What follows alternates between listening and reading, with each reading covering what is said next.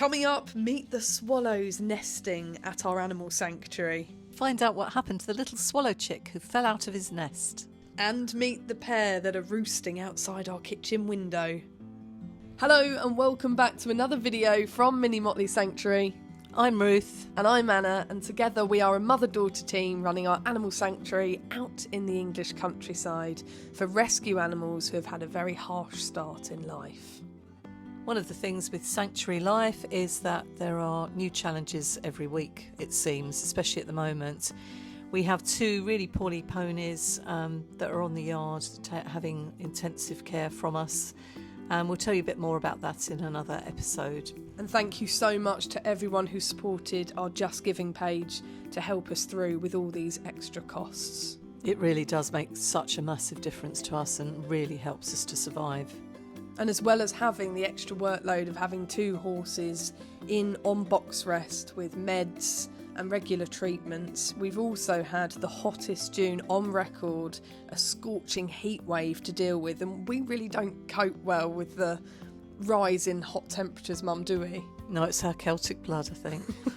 We really do struggle. And unlike the sheep, we've had to work really hard in the sweltering midday sun, but they spend most of the day sleeping in these really hot temperatures, and you might think that the fleece would make them too hot and sweaty and warm, but actually, as well as being an insulator, if they have about 1 inch of fleece, which they do at the moment, it helps to trap cool air close to their skin and helps them regulate their temperatures. Yes, it's a really interesting balance as ever, isn't it? That you don't want them to have so much fleece that they're carrying a heavy extra load and they're overwrapped, which is then would lead to them overheating and all the threats of fly strike, etc. But it's about trying to get your shearing timing right so that they're not completely sheared low and then they haven't got that level of fleece that they need in order to, as Anna says, then regulate their own body temperature. So nature is incredible, but sometimes needs a little bit of a helping hand because, as we spoke about on, I think, a previous episode, on our shearing episode, if they have too much fleece, it's actually a real serious welfare issue for them, especially when we get these very unusual for the UK, extremely high temperatures. They're not bred to cope in that degree of heat without some extra help. So we feel like that we've got it right, I think, in terms of our timing, because they've got just that about an inch of fleece, which is exactly what they need to stay cool. And as Anna says, every day we've been up there, they've just been laying around, panting, bless them, but giving in to the fact that when it's that hot, really, the more you can rest and drink, the better to conserve your energy. We haven't got that luxury because we need to look after them, but they have been hopefully enjoying that laying around sunbathing. And then there's the interesting pose that some of them take up, which I always find fascinating because it reminds me of our domestic dogs and cats when they curl up like a sort of ammonite in that lovely curled up shape.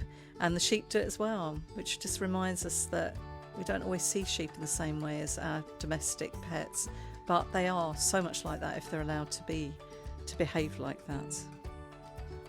And something that's been really exciting in the sunshine has been watching the swallows soar above the stables and build 2 nests, one in one of the stables and one in the hay store, and watch as it grows from bits of mud and a few feathers into a fully shaped circular formation.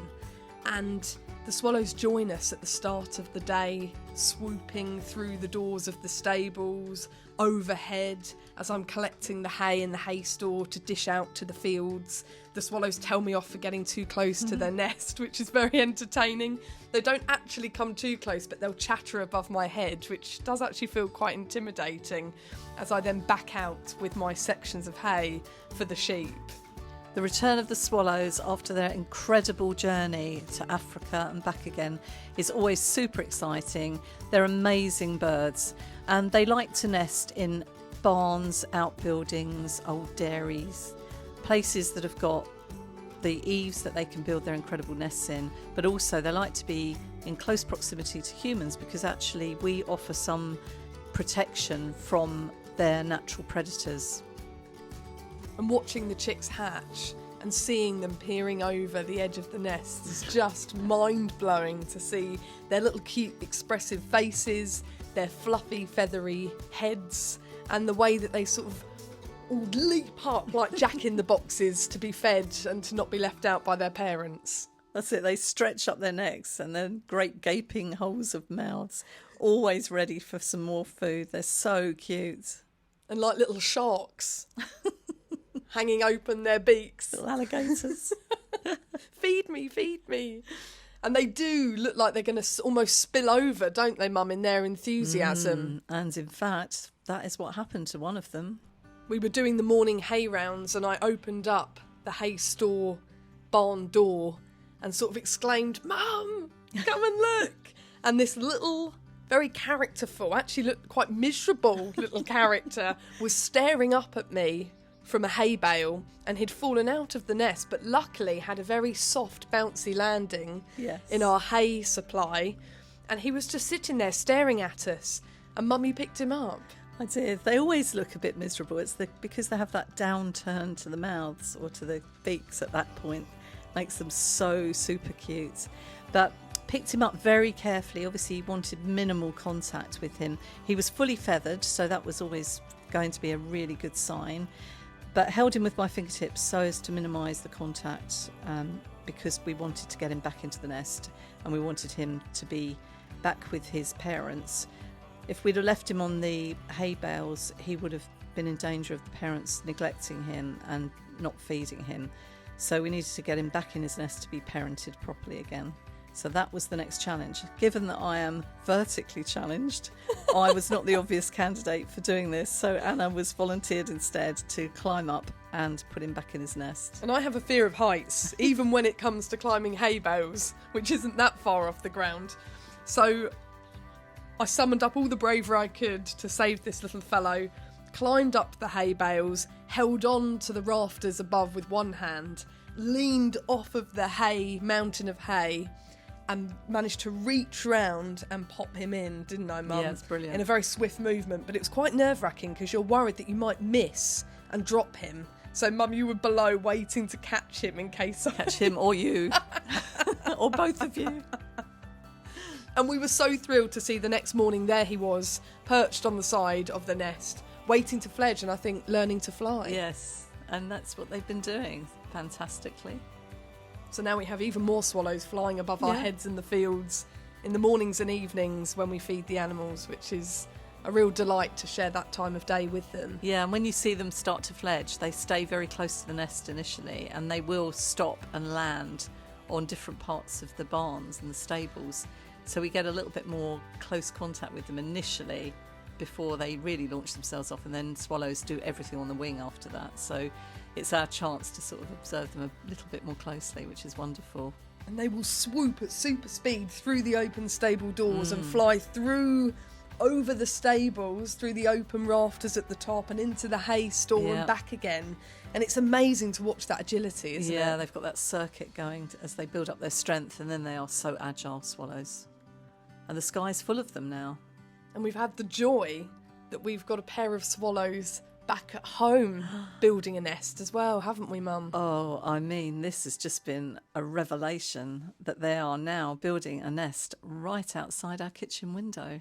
We've been able to be up close and personal with this pair, and we've actually given them a name, Peep and Perch, because the male has actually found one of our walking sticks, hasn't he? So we've got a covered way outside our kitchen door, and there are some walking sticks just propped up next to the door on the outside. And one of them has been carved from a piece of wood, and it's the ideal perching place.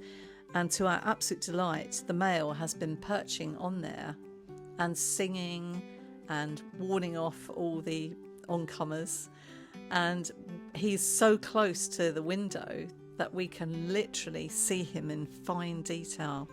I've never been so close to an adult swallow before and been able to watch them preen and make their way, move through their feathers, watching the world, singing and drilling, as you call it, Mum, when Perch is warning off predators. That's part of his song, and I interpret that as his warning, the warning call. It's like a drill going on. Yeah.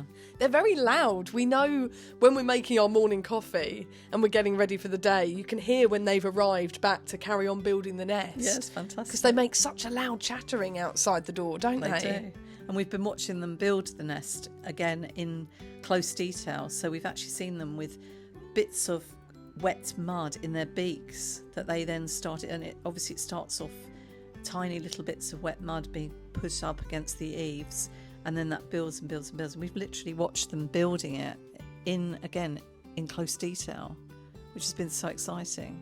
From a few little splats of mud to this amazing, very textured circular nest. Like a plum pudding.